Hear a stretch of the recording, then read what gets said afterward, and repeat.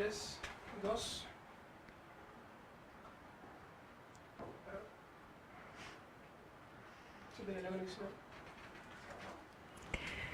Hola gente del Face, yo soy Ana Claudia Villarroel, diabetóloga de la Clínica Santa María, y hoy día, aunque me encanta vestirme de negro, estoy de este hermoso color azul porque hoy es el día de la diabetes, sí que lo es. Así que voy a empezar por mandarles un tremendo abrazo y un deseo de excelente control metabólico y de excelente calidad de vida a todas las personas que conviven diariamente con la diabetes o que están trabajando activamente por su prevención.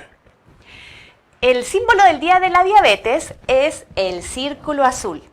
Un círculo porque internacionalmente el círculo simboliza el compromiso, como debiera ser el compromiso en el autocuidado de las personas que tienen diabetes o que están en riesgo de diabetes, que no debiera tener fin. Y como debiera ser el compromiso de las autoridades de salud a nivel internacional para que con sus políticas públicas faciliten progresivamente que en la vida cotidiana las personas podamos ir mejorando y facilitando nuestra calidad de vida para que podamos prevenir la diabetes o mejorar su control metabólico. El color azul simboliza el cielo que debiera ser igual para todos, que es igual para todos, como así debieran ser el acceso a todas las políticas de cuidados en salud para las personas con diabetes o aquellas que están en riesgo de diabetes y que quieren prevenirla. Es el color de las Naciones Unidas y las Naciones Unidas hicieron que el 14 de noviembre fuera el Día Mundial de la Diabetes en recuerdo de la persona que descubrió la hormona insulina, que es la base del tratamiento de la diabetes, y que permitió seguir soñando con continuar la vida de las personas insulinodependientes y con mejorar la calidad de vida y el control metabólico de los pacientes con diabetes insulino requirentes. Tenemos muchas preguntas que contestar hoy día, así que voy a hacer una pequeña introducción solo para ponernos de acuerdo en ciertos términos. Primero, la diabetes la vamos a definir como el aumento crónico de la glicemia en la sangre. ¿Y qué es la glicemia? La glicemia es la cantidad de la molécula glucosa, que es más conocida por todos como el azúcar de la sangre, para que la nombremos así de una manera simple y sencilla, y que debiera estar en un valor muy estrecho, y nuestro organismo se supone que debiera tener siempre y ojalá toda la vida la posibilidad de mantenerlo en ese rango muy estrecho, que si lo llevamos a números, si no hemos comido, estamos en ayunas, debiera estar en un valor que es menor al valor 100, o sea, de 99 para abajo. Y que si hemos comido algún tipo de comida ya en el día, hemos iniciado nuestras comidas del día, debiera estar en un valor, ojalá, de 139 para abajo, o sea, menos de 140. El organismo se las arregla para que esto siempre se mantenga en estos niveles, pero en algunas ocasiones no le es posible hacerlo y los valores comienzan a subir.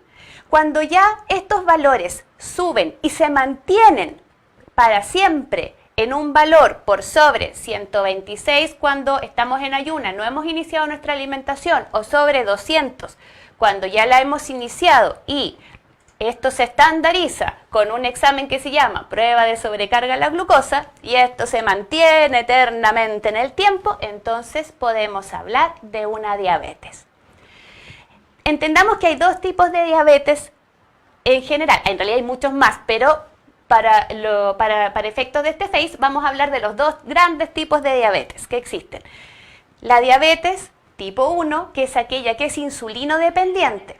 En la diabetes insulino dependiente, la necesidad de tratamiento tiene que ser sí y solo sí con insulina, porque lo que ocurre es que existe una destrucción prácticamente total de las células productoras de insulina, que son las células beta del páncreas. La diabetes tipo 2, que no es insulino dependiente, y de hecho el otro nombre que tiene es esa, diabetes no insulino dependiente, es una situación en la cual, si bien todavía existe producción de insulina por las células del páncreas, esta insulina no está actuando de manera normal, le cuesta más actuar y por lo tanto el páncreas se ve más exigido, debería producir mayor cantidad de insulina y no puede. Entonces, finalmente igual hay una disminución de la posibilidad del páncreas por producir insulina porque esta hormona insulina le está costando mucho más actuar. Pero por mucho más tiempo existe todavía una cierta producción de insulina por parte del páncreas. Esos son los dos grandes tipos de diabetes que existen. Habitualmente, la diabetes insulinodependiente parte en los inicios de la vida. Es más frecuente en los niños. También puede verse en los adultos, pero lo más frecuente es que parta en etapas tempranas de la vida. Pero siempre tengan presente que puede aparecer en un adulto. La diabetes tipo 2 o no insulinodependiente habitualmente se relaciona a el síndrome metabólico, por si lo han escuchado por ahí, que es este conjunto de otras enfermedades como la hipertensión arterial, el colesterol alto, el hígado graso, y que se presentan en conjunto porque todos en mayor o menor medida van a depender de esta hormona insulina que desreguló su acción, se sintió molesta por alguna razón y entonces comenzaron los problemas y es un aumento de riesgo cerebrovascular o cardiovascular lo que finalmente lleva y pone en riesgo a disminuir la calidad de vida y la expectativa de vida de las personas que padecen esta diabetes, que es más frecuente en los pacientes adultos, que se relaciona con el exceso de peso y se relaciona con la inactividad, que tiende a ser más frecuente mientras más años en la vida vamos cumpliendo, o sea, se nos tiende a caer un poco el carné para la diabetes tipo 2 desde los 45 en adelante, pero lamentablemente por nuestro estilo de vida se ha ido presentando a etapas aún más tempranas de la vida.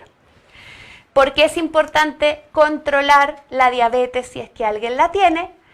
Porque si pasamos mucho tiempo de nuestra vida, muchos segundos, minutos, semanas, meses, años en estos niveles aumentados de azúcar en la sangre o de glicemia, a la larga, este exceso de azúcar no queda dando vuelta por ahí ni solamente aparece en el número del examen, sino que este exceso de azúcar, háganse la idea que se va a caramelar ciertos órganos súper importantes para nosotros, como son la retina del ojo, y por eso la diabetes es la principal causa de ceguera en los pacientes que tienen una diabetes descompensada. Y se va a caramelar los riñones, imagínense, órganos súper importantes. Y si se nos acaramelan los riñones, vamos a tener una insuficiencia renal y por eso se dice que la diabetes es la principal causa de tener que entrar a un programa de diálisis, sobre todo en los pacientes adultos. Por otro lado, también se puede acaramelar el sistema nervioso de todo el cuerpo, pero donde cobra principal importancia el sistema nervioso de los pies. Y eso es lo que lleva finalmente al cuadro conocido como pie diabético, el cual es la primera causa de amputación no traumática en los pacientes adultos o en los pacientes que tienen una diabetes descompensada por largos años. Por otro lado, también se nos va a caramelar todo el sistema cerebrovascular o cardiovascular y vamos a tener mayor riesgo de infartos al corazón, cardiopatía coronaria e infartos cerebrales. Eso a grandes rasgos. Vamos con las preguntas que probablemente les voy a poder contar un poco más. ¿Qué dice acá? Dice, Gemita, mi madre es diabética. Últimamente siente un gran ardor en sus pies y se le ponen rojos. ¿Esto es normal? Y de ser así, ¿cómo puede aliviarse? Bueno, lo primero es contarte que sí puede aliviarse. Es muy importante que consulte, no que se automedique en este sentido. Los pacientes que tienen diabetes, sobre todo si tienen diabetes por largo tiempo y el control metabólico no ha estado tan excelente, pueden sufrir estas molestias de los pies que se llaman molestias neuropáticas, que son dolores que no tienen un estímulo. O sea, no es que alguien esté calentándole los pies a ella, no es que tenga los pies ni cerca de un guatero ni de una estufa, sino que espontáneamente ella siente este calor y estas molestias. Entonces, eso tiene su tratamiento y probablemente sea secundario a su diabetes, pero no hay que perder de vista que los pacientes con diabetes tienen todo el derecho de tener todas las posibilidades de enfermedades que tiene todo el resto del mundo. No es que solo va a tener cosas y enfermedades y patologías por su diabetes. Eso es súper importante. Habitualmente la gente piensa que cuando ya es diabético, todo lo que le pasa es por culpa de la diabetes. Uy, sabe que mi mamá diabética se torció un pie, es que es porque es diabética. No, tiene la misma posibilidad de torcerse un pie que todo Chile y todo el mundo. Entonces es importante que consulte, porque se le tienden a atribuir a la diabetes muchos síntomas que a lo mejor no tienen que ver con ella.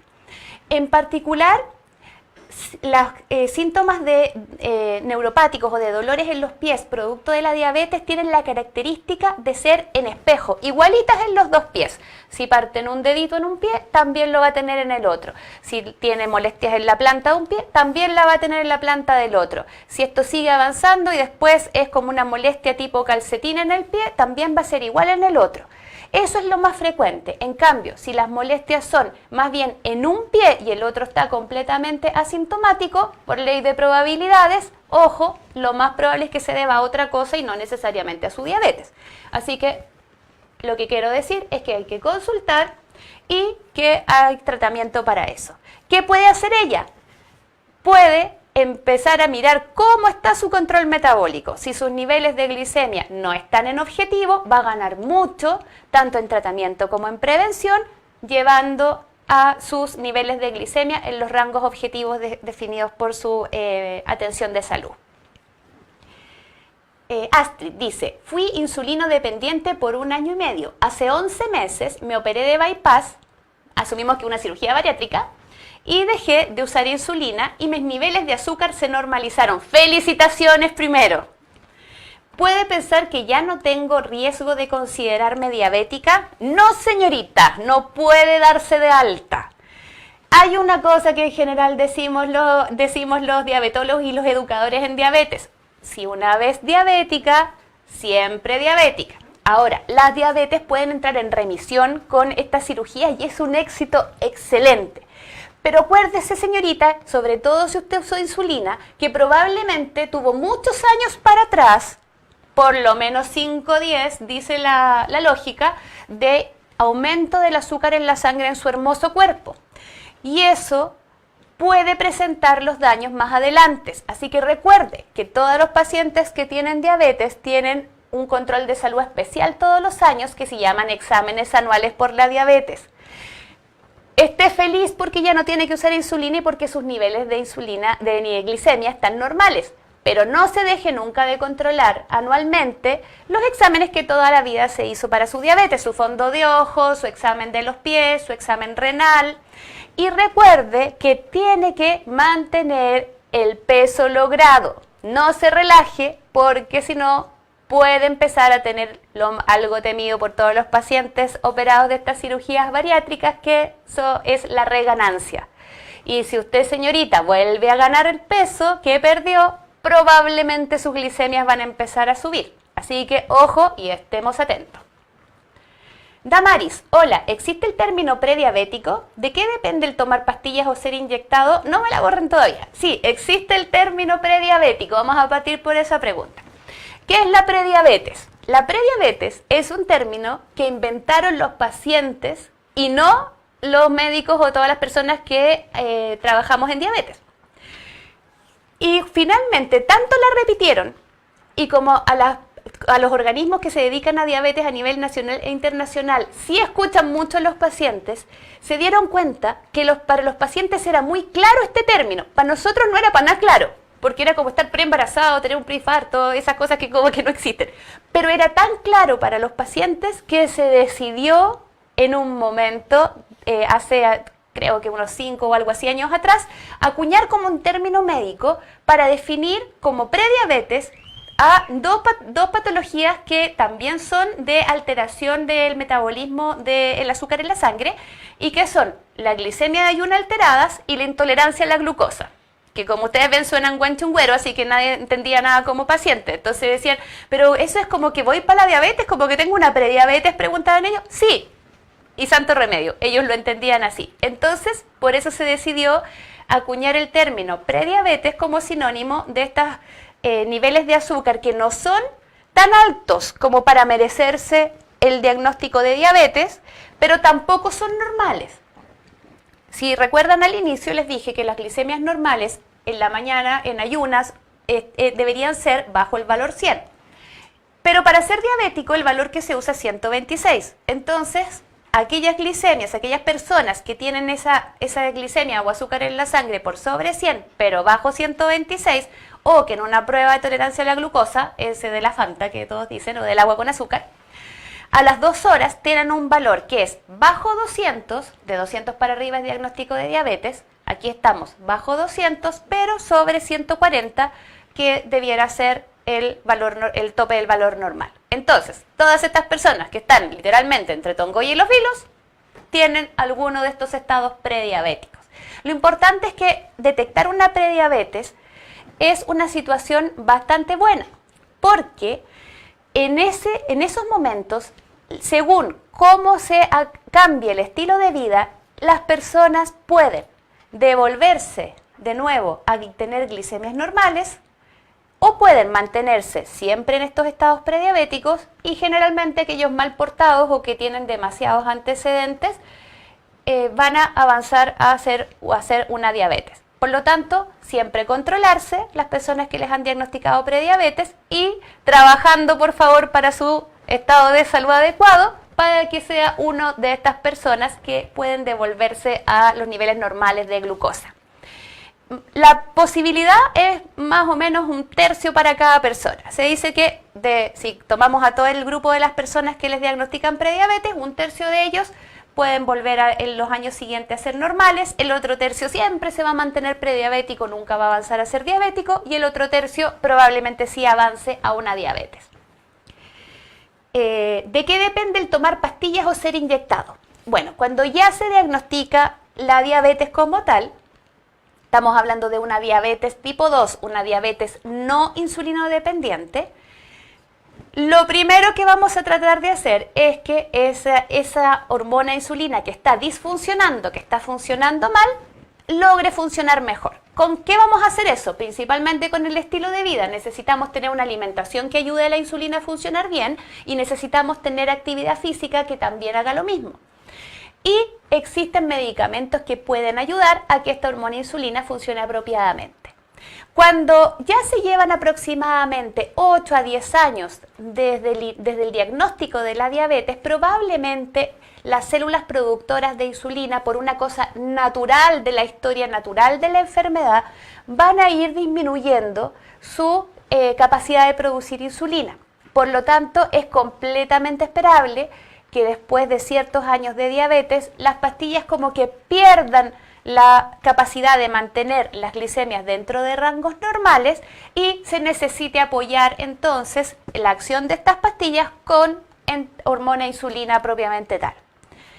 Por lo tanto, una persona perfectamente, después de varios años de diabetes, puede necesitar las dos cosas, tanto tomar estas pastillas o normoglicemiantes orales y también tratarse con insulina.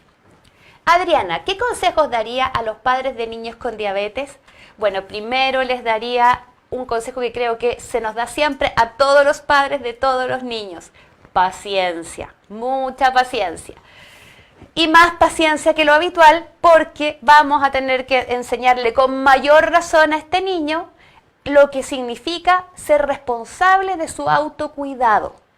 En salud, de llevar una alimentación sana, de hacer ejercicios en forma rutinaria y de ser principalmente muy responsable y muy disciplinado con todo lo que tiene que ver con su control metabólico, su tipo de alimentación y cómo enfrentar todas las relaciones sociales de su vida. La idea es que podamos, como padres de personas, de niños con diabetes, lograr insertar en esta sociedad a este niño que tiene además que luchar con llevar esta diabetes consigo todos los días.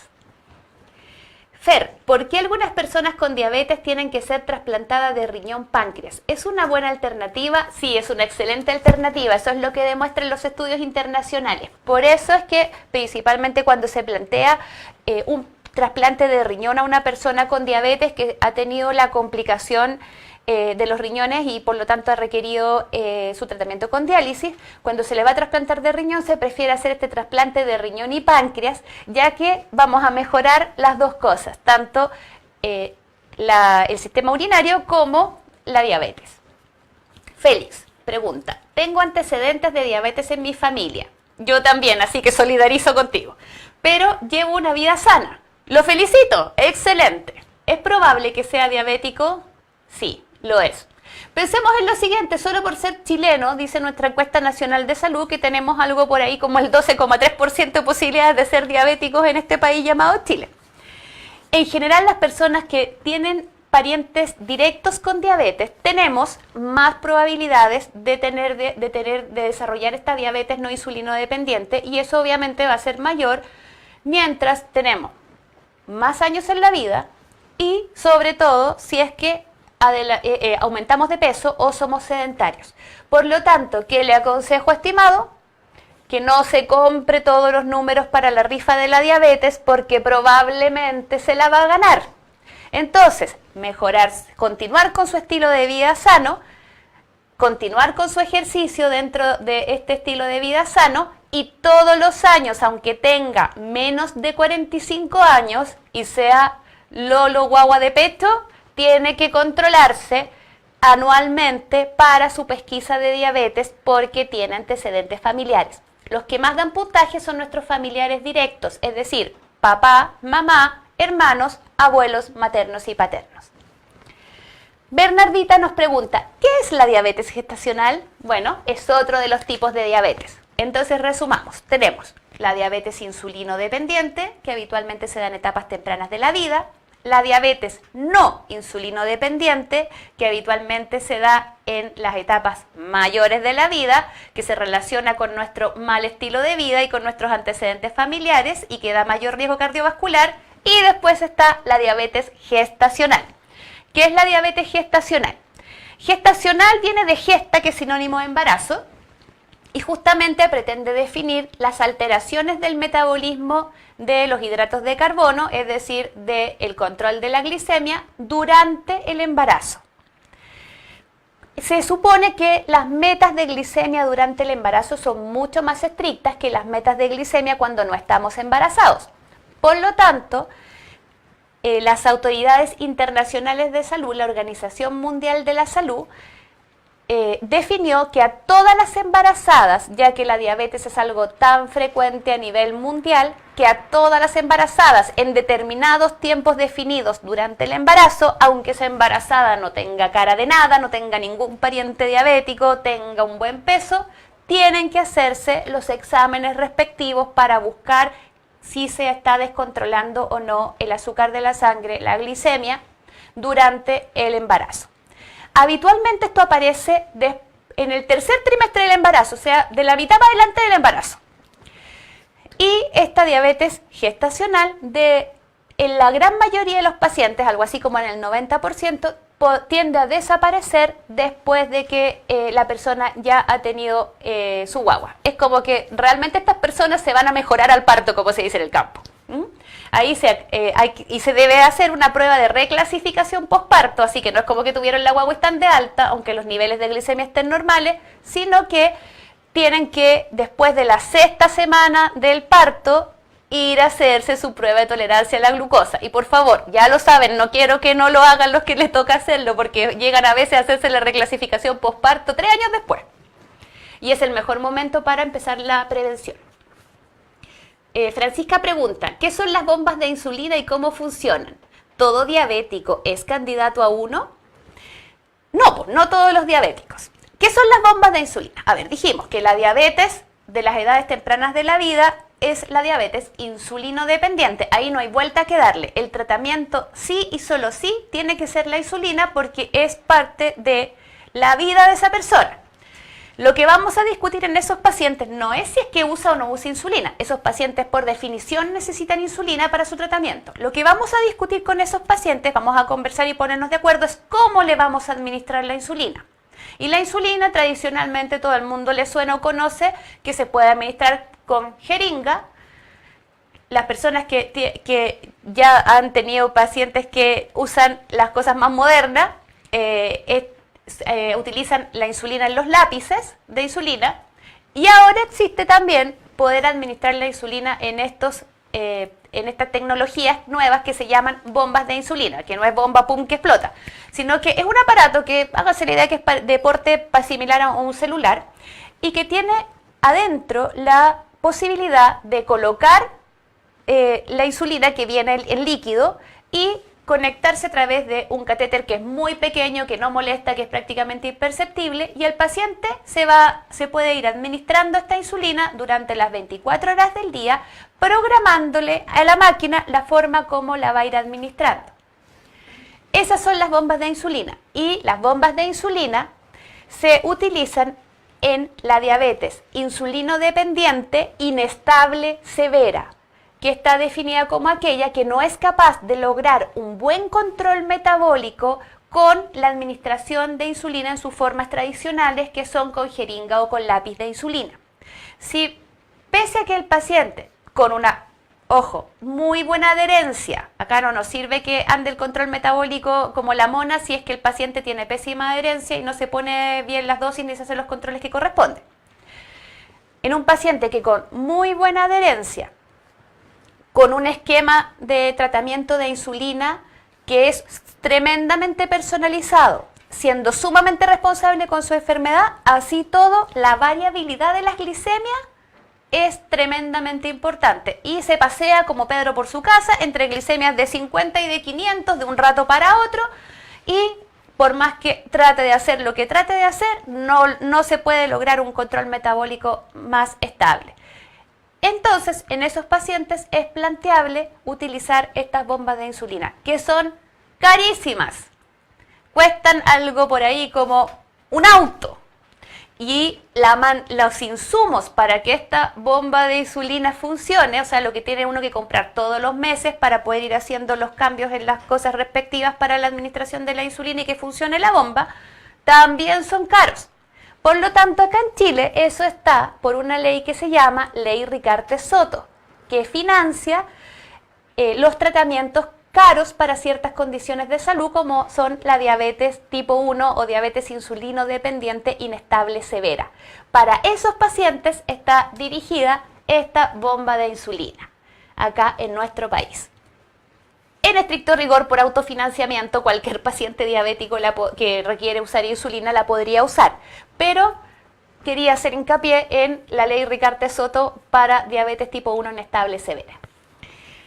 Manuel pregunta, ¿qué pasa si mi hija diabética consume azúcar sin que me dé cuenta? ¿Qué le puede ocurrir? Bueno, el azúcar propiamente tal, el azúcar de mesa, tiene la capacidad de absorberse en el organismo muy rápidamente, así que al toque la glicemia se va a ir para arriba. Lo que debiera hacer el organismo y que es lo que hace en una persona que no tiene diabetes, es que apenas sube el azúcar de la sangre, después que esa persona consumió el azúcar, viene la insulina raudamente y la vuelve a los valores normales. La persona que usa un tratamiento con insulina, de alguna manera tiene que preocuparse de administrar las dosis de insulina en concomitancia o previamente a las ingestas de sus respectivos alimentos. Hasta el momento no se ha logrado inventar todavía una insulina que sea tan rápida como consumir azúcar propiamente tal. Por lo tanto, lo más probable es que si un niño con diabetes insulino dependiente consume azúcar sin colocarse la insulina que le corresponde previamente, le va a subir mucho. ¿Y qué vamos a tener que hacer? Vamos a tener que bajarla. ¿Cómo la vamos a bajar? Con lo que baja la insulina en los pacientes con diabetes insulino dependientes, que es la insulina propiamente tal. Por lo tanto, como esto obviamente va a pasar siempre cuando somos papás y tenemos un hijo con diabetes insulino dependiente, tenemos que pedir a nuestros educadores en diabetes que nos enseñen las estrategias para salir de esos momentos, porque les garantizo que va a pasar. Así que lo importante acá es tener claro qué va a pasar y tener claro qué es lo que vamos a hacer. Con eso ya nos vamos a poder sentir más tranquilos. Siempre controlar su glicemia, y una vez que le damos su tratamiento para poder bajar esa hiperglicemia, ese aumento de la glicemia, recordemos que no es solo ponerle el tratamiento, sino que también después ir a controlarlo y asegurarnos que las glicemias volvieron a sus valores normales. José pregunta, ¿es cierto que el tabaco es altamente perjudicial para los diabéticos? Sí, don José, y no solo para los diabéticos. El tabaco es perjudicial para todos. Cuando un paciente diabético pregunta, ¿y yo puedo fumar? Uno le dice, o ¿es malo fumar? Que es la pregunta más habitual. Uno le dice, sí, es malo fumar para cualquier persona. Pensemos, nuestro sistema, nuestra economía, nuestro hermoso cuerpo está teniendo un factor de riesgo adicional si nuestras glicemias no están funcionando apropiadamente. Por lo tanto, ¿para qué le vamos a poner otra segunda agresión que está archi mega ultra comprobada que va a producir daños a nivel del organismo? Así que, para todos, diabéticos y no diabéticos, no fumemos, no fumen. Eduardo dice, mi mujer es diabética y queremos tener hijos algún día. Ay, qué lindo, me encanta. ¿Deberíamos tener algún cuidado especial? Sí, y aprovecho de pasar el aviso. Las personas que tienen diabetes pueden tener hijos. ¿Cuál es el tema? Que los embarazos se tienen que programar. ¿Para qué? Para que esa tercera personita que vino al mundo tenga las mismas posibilidades que toda personita que viene al mundo y que no va a correr ningún riesgo. Le vamos a minimizar sus riesgos por el hecho de tener que estar en un embarazo de una persona con diabetes. Cuando queremos tener hijos, los embarazos hay que programarlos por lo menos con 6 meses a 1 año previo, así que acá como que el domingo 7 no corre. Tenemos que tener los niveles con que se mide el control de la diabetes dentro de rangos normales por varios meses antes de gestar, antes de quedar embarazados. Así que lo que yo les sugiero hacer es que definan para cuándo más o menos quieren tener familia y previamente consulten y cuando se sienten en la consulta, digan, ¿para qué viene? Vengo para programar el embarazo. Y eso tiene todos sus protocolos y sus formas de hacer claramente establecidas. Bueno, me tengo que despedir, así que les mando de nuevo un tremendo abrazo, deseos de un mejor control metabólico y deseos de una excelente calidad de vida y de un muy buen autocuidado a todas las personas que conviven diariamente con la diabetes o que están trabajando activamente para prevenirla. Un gran beso.